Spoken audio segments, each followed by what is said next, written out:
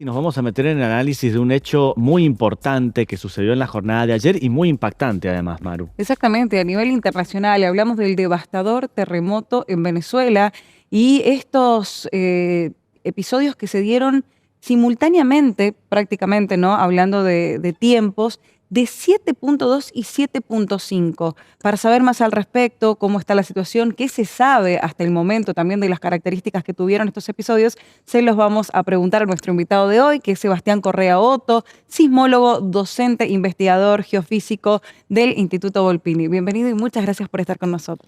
Bueno, muchas gracias por recibirme. Bueno, podríamos a priori empezar caracterizando estos terremotos, si fueron dos, si fue uno y tuvo una réplica, porque lo que sabemos hasta el momento, o por lo menos las versiones periodísticas que llegan, es que son dos terremotos y uno con grado 7.2 y 7.5, ¿es así?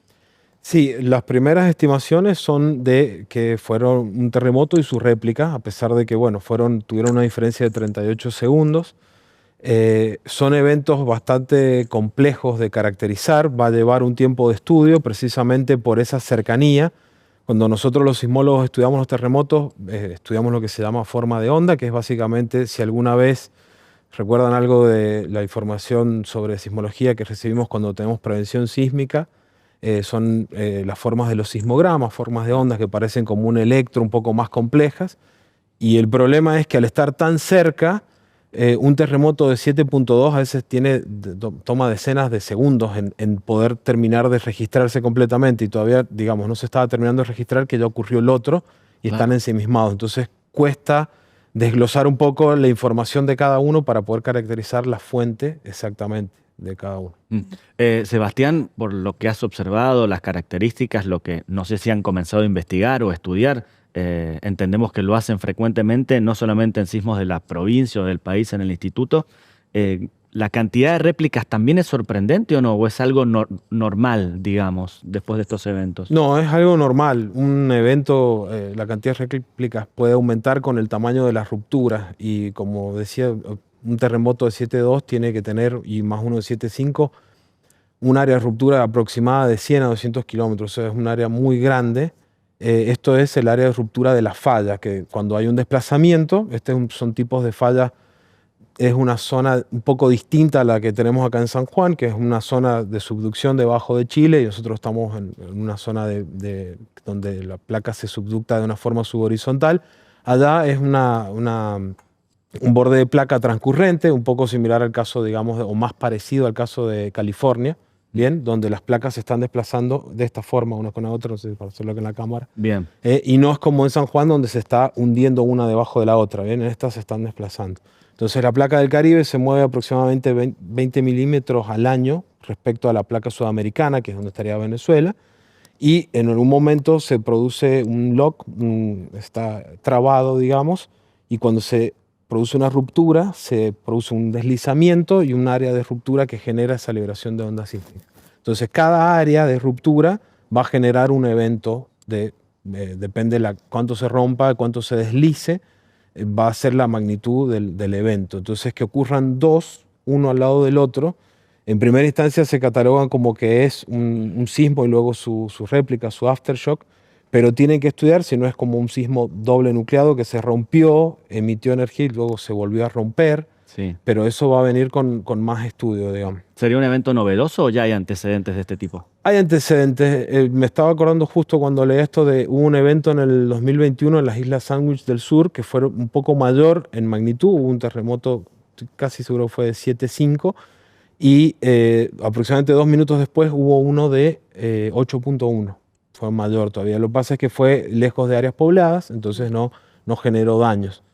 Porque si bien estamos hablando de magnitudes, el terremoto de Venezuela ha tenido 7.2 a 7.5, pero hasta ahora se ha indicado un grado de 8 o 9 en la escala modificada de Mercalli, que tiene que ver más con los daños que Claro. genera a estructuras y a personas, ¿bien? Bien. Que ese, ¿Qué significa respecto a esto de los daños? ¿No? Que los sismos hayan sido superficiales. Específicamente van de la mano esto, que si es superficial, a cuántos kilómetros se dio de profundidad, ¿es directamente proporcional con el daño que generan? Pues, lo más probable es que sí, siempre depende de la zona, por supuesto, de qué tan cerca está un centro poblado. A veces tal vez un sismo un poco más profundo, pero más cerca de un centro poblado puede ser más dañino que uno más superficial, más alejado. Pero las ondas que por ahí generan más daño son las ondas S, que son las ondas secundarias, y las ondas superficiales que se generan en mayor cantidad o van a estar presentes en un sismo superficial. Estaba leyendo relatos de un colega venezolano que yo tuve la suerte de hacer un curso cuando él vino a enseñar geología de terremotos acá a San Juan, que se llama Frank Odemar, que él le pasa, yo viví mucho tiempo en un quinto piso, él estaba también en un segundo piso y pudo sentir la diferencia y él iba tomando el tiempo mientras estaba pasando, que es algo que hacemos los sismólogos, que él sintió que No llegaron me las ondas enseñes P. esa técnica, no te hagas problema, no la voy a usar. Eh, empezó a sentir y sentía vibraciones verticales, entonces él sabía que estaban llegando a las primeras ondas P, durante 3-4 segundos, luego una pausa y vinieron las ondas S. Él relata muy bien por su experiencia.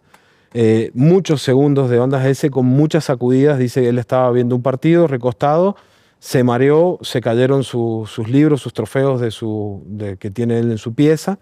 Y luego cuando termina el terremoto, porque es como que se hace muy largo, se sintió como uno solo prácticamente, por eso Claro. les digo el solapamiento en tiempo. Cuando bajaban las escaleras para ponerse a salvo, con cuidado, dice que iban muy mareados. Bien. Bien. También dentro de las versiones periodísticas que hemos estado leyendo, de algunos informes y reportes que nos llegan desde ahí, hablaban de un desprendimiento de energía que estuvo acumulada durante un siglo y que por eso el terremoto fue tan fuerte. ¿Esto es así? O sea, digo, las zonas que por ahí han tenido episodios sísmicos de gran magnitud durante este último tiempo están menos propensas tal vez a sufrir algo de esta magnitud. Eso es algo que se escucha mucho comúnmente después de un terremoto grande. La verdad es que no tenemos o no hay estudios que comprueben de que haya una liberación periódica de energía, asegure de que no vaya a haber después una mega ruptura que genere un mega terremoto o un gran terremoto. No hay ciencia hasta ahora que lo pruebe. Es algo que suena lógico o suena sentido común, pero no es algo crítico, ya analizado con datos. La verdad es que hay zonas donde están habiendo liberación continua de energía y ahí yo no soy experto, no estudio placa de Caribe, pero estoy seguro de que si voy a buscar en el catálogo voy a encontrar actividad sísmica todos los días, tal vez no sentida, de magnitud inferior, pero hay actividad sísmica. Igual se puede haber generado una zona de anclaje, digamos, para que luego se produzca ese terremoto. No es seguro. Bien, siempre nos retrotraemos a los sismos que hemos vivido, ¿no? Y a lo que, por ejemplo, ha pasado en nuestra provincia. Para comparar un poco, si bien son lugares distintos, ¿había una cultura como la que se generó del 44 hacia acá en Venezuela o las construcciones no tenían, por ejemplo, la capacidad de poder resistir algún tipo de sismo como pasa en San Juan? ¿Qué se sabe del lugar? En verdad es algo eso que realmente desconozco porque yo he trabajado con muchos sismólogos, he estado en contacto, he estado haciendo cursos y todo con sismólogos de muchos países. En cuanto a la cultura sismológica de Venezuela, no estoy seguro. Sí sé que en esa zona norte, cerca de Caracas, este es el sismo registrado por instrumento más grande que tienen, que hay de conocimiento. Entonces, es posible de que tal vez no estuvieran tan preparados, sobre todo porque es un país que lamentablemente ha estado pasando muchas penurias económicas, bloqueos, o sea, muchos grandes problemas, pero no lo podría asegurar.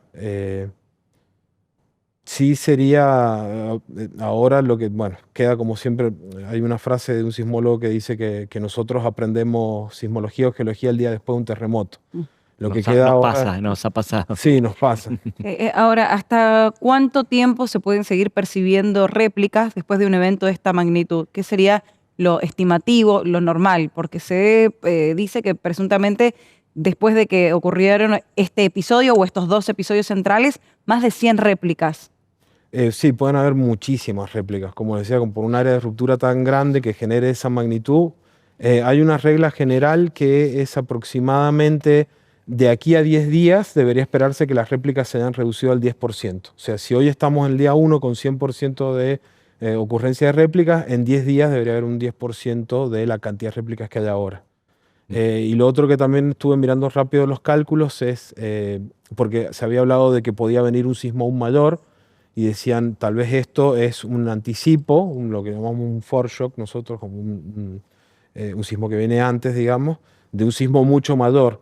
Y actualmente, con los datos que tienen, estiman que solo hay un 4% de probabilidad de que haya un sismo mayor a 7 en la zona, luego de este evento. Bien. O sea, es muy, muy baja. ¿Y en otras zonas En que otras tengan zonas, relación con esa placa, no?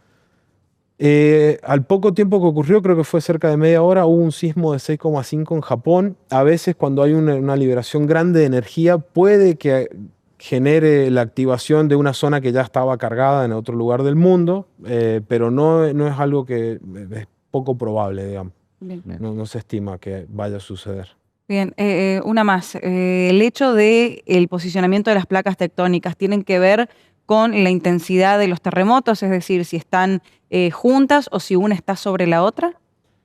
Generalmente los mayores sismos registrados han sido en las zonas de subducción, como por ejemplo acá en Chile y en Japón, o en Alaska, en Kamchatka, pero hay sismos bastante grandes también en el área de California. Pero históricamente, que sepamos, los mayores se han producido en zonas de megatrust, que es donde hay subducción. Bien, y la última, que siempre nos gusta cada vez que hacemos referencia al tema sismológico. Con la tecnología que tenemos actualmente, ¿es posible predecir un sismo o simplemente podemos estimar cuáles son los lugares en los que pueden llegar a ocurrir episodios con más frecuencia?